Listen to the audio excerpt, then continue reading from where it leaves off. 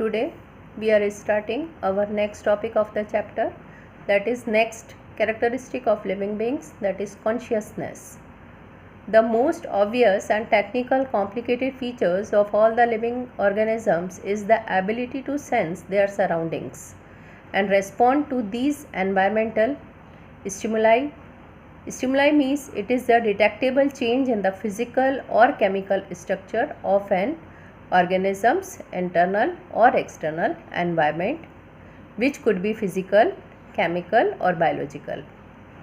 We sense our environment through sense organs. Plants respond to external factors like light, water, temperature, etc.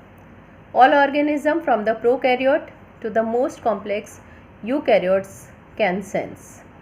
All organisms handle chemical entering their bodies. All organisms therefore are aware of their surroundings.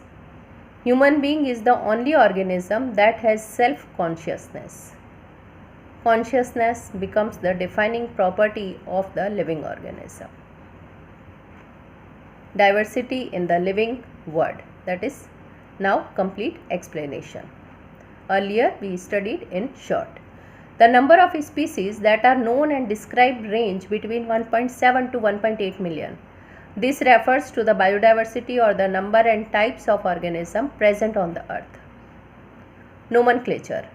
There is a need to name living organism such that a particular organism is known by the same name all over the world. This is known as nomenclature. Identification. Nomenclature or naming is only possible when the organism is described correctively and we know to what organism the name is attached to, which is known as identification. Binomial nomenclature. This naming system was given by Carolus Linnaeus and each name has two components, the generic name and the specific epithet. This name of providing a name with two components is called binomial nomenclature. Now we are starting universal rules for nomenclature. Biological names are generally written in Latin and in italics. They are derived from Latin language. The first word in a biological name represents the genus, while the second component denotes the specific epithet. Both the words in a biological name, when handwritten, are separately underlined or printed in italics to indicate their Latin origin.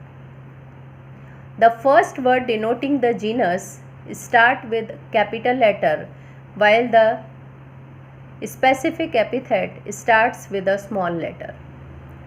As you can see example, Homo sapiens, H is capital, S is small. Mangifera indica, M is capital, I is small.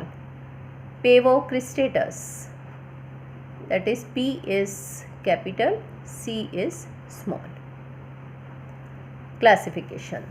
Since it is nearly impossible to study all the living organisms, it is necessary to devise some means to make this possible, and this is known as classification.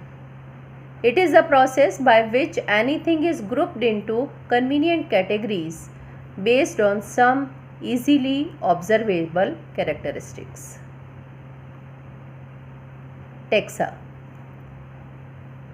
Categories which we use to study organisms, and the scientific term for these categories is taxa. Plant also form taxa, wheat also form taxa. Similarly, animals, mammals, dogs, all are taxa. But a dog is a mammal and mammals are animals. Therefore, animals, mammals, dog represent at the different taxa level. Hence, based on the characteristic, all living organisms can be classified into different taxa. Taxonomy. The process of classification is known as taxonomy. external and internal structure along with external and internal structure with the structure of cell, development process and ecological information of the organism are essential and form the basis of modern taxonomic studies. Hence, characterization, identification, classification and nomenclature are the process that are basics of taxonomy. Now, systematics. Different kind of organisms and their diversities, but also their relationship among them, and it is known as systematics. Linnaeus used Systema Natura as the title of his publication. Systematics is the evolutionary relationship between organisms.